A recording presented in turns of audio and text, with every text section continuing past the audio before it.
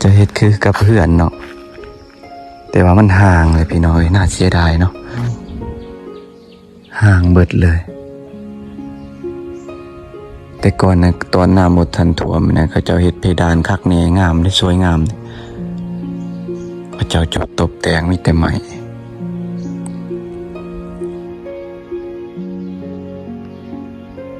เบิ่งประตูยังอยู่อันนั้นหมดเนาะ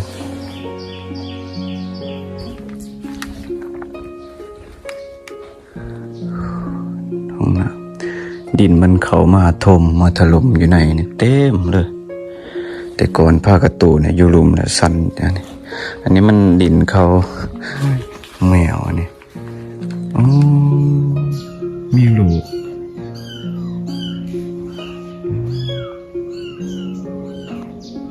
โหดแท้เป็นตะยานเลย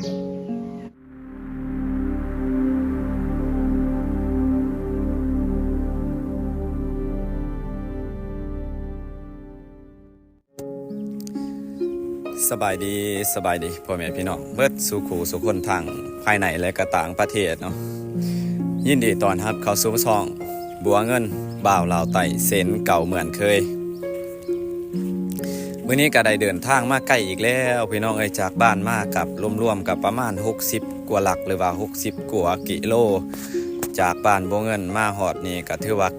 ไกลพอสมควรเนาะเดินทางในมื้อนี้กับวันที่5 เดือน4 2025หรือว่า2025เนาะพี่น้องก็ได้เดินทางมาทางเขตเมืองสนามไส้อีกครั้งหนึ่งเนาะมื้อนี้แดดค่อนข้างแห้งพี่น้องในวันสงกรานต์มื้อนี้เนาะก็ได้เดินทางผ่านหมู่บ้านล่างอีกเส้นเก่าเหมือนเคยพี่น้องผ่านมามื้อนี้เนาะก็มาผู้เดียวพี่น้องมื้อนี้ถนนแม่นเขาเจ้าเริ่มเฮ็ดใหม่พี่น้องเพราะว่าเฮามาในเดือนแล้วเนาะเดือนที่แล้วมากับน้องคิงเพิ่นยังเป็นทางแคบๆอยู่แต่ว่ามาตอนนี้เพิ่นเริ่มมีการก่อสร้างถนนแล้วพี่น้องแต่ว่ายังเป็นดินแดงอยู่เขาเจ้าบ่ฮู้ว่าเพิ่นสิเฮ็ดเป็นทางลาดยางบ่พี่น้องอันนี้ก็เฮาก็บ่ยังบ่ฮู้เนาะเพราะว่าเส้นทางนี่ก็เริ่มกว้างขึ้นแล้วการไปการมาก็สิสะดวกสบายถ้าในช่วงหน้าฝนน่ะถนนแบบนี้ดินแดงนะก็คือที่หูๆแหละพี่น้องบ่ว่าจะอยู่ไสบ่ว่าจะบ่อนใดนะดินแดงนะมันเป็นคือกันเบิดเด้มันจะติดอย่างรถเฮานะแต่เฮาไปในช่วงฤดูฝนถ้าช่วงฤดูแล้งจะพอไปพอมาอยู่พี่น้องแต่ว่าถ้ามันบ่เป็นคุมเนาะบ่มีขี้ง่ายนี่ก็พอไปได้พี่น้องในช่วงหน้าแล้งเนาะเพราะว่าก็ดีกว่าทางที่เขาเจ้าปูหินปูหยังหั่นน่ะมันขี่รถมันก็ยากกว่าดินแดงข้อเสียของถนนดินแดงน่ะก็คือมันติดขี้ตมนี่แหละเนาะถนนเส้นนี้แม่นเฮาได้ผ่านหมู่บ้านล่างก็คือ2หมู่บ้านพี่น้องบ้านแรกเข้ามานี่ก็แม่นบ้านสะมองไต่แล้วก็บ้านที่2เฮาสิมุ่งหน้าไปนี่ทางหน้าเฮาก็แม่นหมู่บ้านหินลาดเนาะก็เป็นหมู่บ้านล่างของพี่น้องเพิ่นที่ถูกผลกระทบในน้ำท่วมเนาะหรือว่าอุทกภัยในปี2018ที่เมืองสนามไส่แขวงอัตตปือเนาะเฮาก็สิได้ผ่านหมู่บ้านล่างพี่น้องแดดค่อนข้างร้อนอบอ้าวนะเดี๋ยวสิแวะพักข้าวนึงก่อนแล้วจังสิไปต่อพี่น้องเนาะที่พักนะเฮาก็สิเข้าไปพักบ่อนนี่ก่อนเนาะก็เป็นแบบคล้ายๆกันแบบกับวัดล่างเนาะบ้านห้างก็จะประมาณนี้นะตรงนี้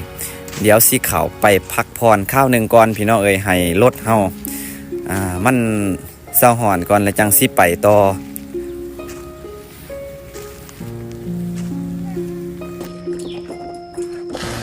คือกับเหือนคนเนาะเดี๋ยวสิอันนี้รถเฮามันหอนแห้งเลยเดินทางมาไกลเลยน้ำเนี่ยมันใสพี่น้องน้ำมาแต่ผู้ใสแห้งน้ำนี่อันนี้เขาเจ้าเฮ็ดสำหรับประทานน้ำเขาเจ้าบ่ได้โป่มขึ้นมีแต่มันไหลมาแต่ภูเลยสวยงามลายน้ำผ่านบ้านล่างพี่น้อยผ่านหมู่บ้านล่างแถวนี้มีแต่ของห่างเนาะเฮือนหลังนี้ก็เป็นเฮือนห่างและอันนี้ก็บ่แน่ใจว่ามันเป็นหยังนะมันคือห่างๆคือเฮือนคน แต่ก่อนจะเฮ็ดคือกับเพื่อนเนาะแต่ว่ามันห่างเลยพี่น้อยน่าเสียดายเนาะก็เจ้าเอาไม้เฮ็ดอ่อนเขาโอ้แต่ก่อนนั้นจะมีปลายนะเขาเฮ็ดบอนนี่คือกับเพื่อนเฮานี่แหละ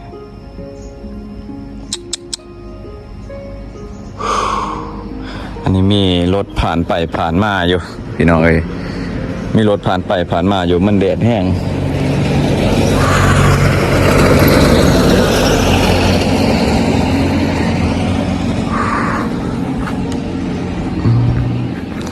จะเขาเฮ็ดยัง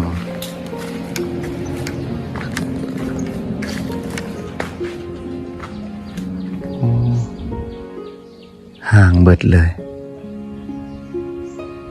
แต่ก่อนนะตอนน้ำหมดทันท่วมนะเขาเจ้าเฮ็ดเพดานคักแน่งามได้สวยงามเขาเจ้าจดตบแต่งมีแต่ใหม่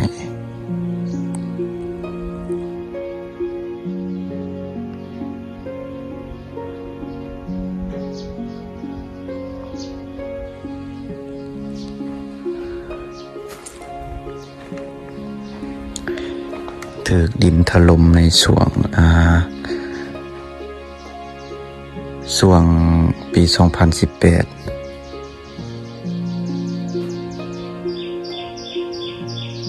แต่ข้างบนในใจว่าเป็นเหือนหรือเปล่าเบิ่งประตูยังอยู่อันนั้นหมดเนาะ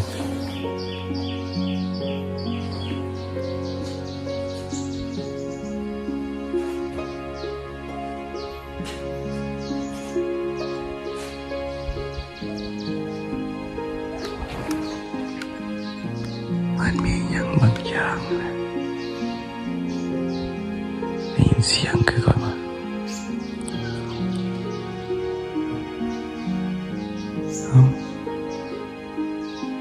เสียงนกว่ะ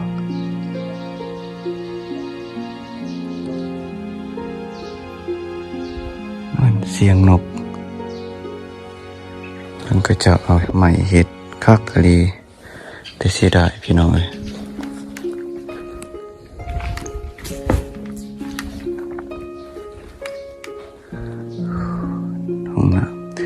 ดินมันเข้ามาถมมาถล่มอยู่ในนี่เต็มเลยแต่ก่อนผ้ากระตูเนี่ยอยู่ลุมเนี่ยสั่นอันนี้มันดินมันเข้ามาถมอยู่ในนี่จากหินจากดินเข้ามาก็บ่ฮู้ว่าเขาเจ้าสิเฮ็ดหยังแต่ก่อนเนี่ยโอ้ยแมวนี่อ๋อมีลูก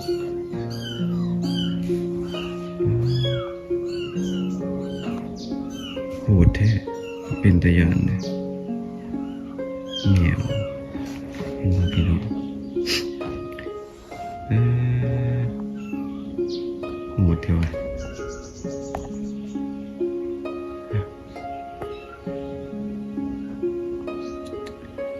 ปลาหาเป็นตะยานเหนียวก็มาอยู่นี่พักเอาอันนี้รถเฮาให้มันเย็นข้าวหนึ่งก่อนพี่น้องจังสิได้เดินทางต่อพี่ตักน้ำมาฮดนะมันหอนได้ส่งก็คือคล้ายๆคือกับเหือนเนาะแต่ว่าบ่แม่นเหือนวัดกับบกคือวัดปานใดห่างกลางป่าบกคือวัดเขาเฮ็ดเนาะจะคล้ายๆคือกับวัดแต่ว่าบ่แม่น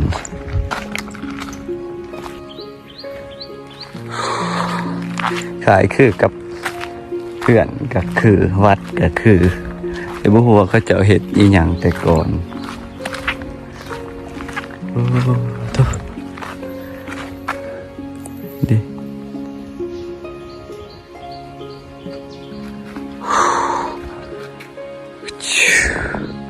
อันนี้ก็เฮือนห้างอยู่นี่แล้วก็วิทย์นี่ไปก็อยู่พุ่นกับมีแต่หมู่บ้านห้าง มีแต่บ้านห่างตลอดเนี่ยสิเดินทางต่ออีกแล้วสิเดินทางต่อพี่น้องเดี๋ยวฮอกกะที่ใดเดินทางต่อไปพี่น้องเลยถนนเส้นนี้กับเมียนไปหอดทางตากเสผักเสปองไร่พี่น้องหลายๆท่านก็น่าจะเคยผ่านไปผ่านมาอยู่ทางเขตนี้อันนี้ก็คือเหือนห้างเนาะเหือนห้างบ้านล่างก็น่าเสียดายพี่น้องเอ้ยน่าเสียดายแต่ก็คือโหเนาะอันใดที่มันได้ว่าเฮาได้สูญเสียแล้วก็บ่อยากกลับไปอยู่จุดเก่าก็มีเนาะบางคนแต่ว่าบางคนก็ยังเสียดายเอาก็ยังเสียดายคือกันแทนเพิ่นโอ้ยพี่น้องเอ้ยเนาะแดดร้อนๆเดี๋ยวเฮาสิไปต่อพี่น้องเอ้ยพุ่นละเส้นทางเฮาก็ยังอีกอย่าเอาไกลกว่าสิฮอดจุดหมายปลายทางว่าเฮาสิไปฮอดไสไปบนใดมื้อนี้ก็ไปติดตามเบิ่งชมนํกันพี่น้องเนาะทางที่เฮาแล่นอยู่นะตอนนี้เป็นสีแดงๆนี่แม่นทางเส้นนี่แม่นเส้นทางเก่าที่เพิ่นเฮ็ดมาโดนแล้วนานแล้วเนาะอีกทางข้างนึงจะเป็นสีขาวๆแน่น้อยนึงก็แต่ก็ดินแดงคือเก่าเพราะว่าเขาเจ้ากำลังโลใหม่แล้วก็ยังใหม่ยังงามอยู่พี่น้องเอ้ยก็เป็นเส้นทางที่เขาเจ้าเริ่มเฮ็ดใหม่ปูใหม่สร้างใหม่เนาะ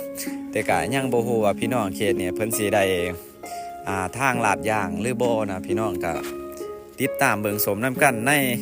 ปีต่อไปเนาะเพราะว่าถ้าปีนี้เนี่ยถ้าฝนตกลงมาในช่วงหน้าฝนเนี่ยจะถ้าเพิ่นบ่เอาหินใส่เนาะก็จักยากลำบากเนาะขี้ต้มมันจะติดขี้ต้มมันจะไปมาบ่ได้เด้มันจะติดมันจะคาหันคานี่เด้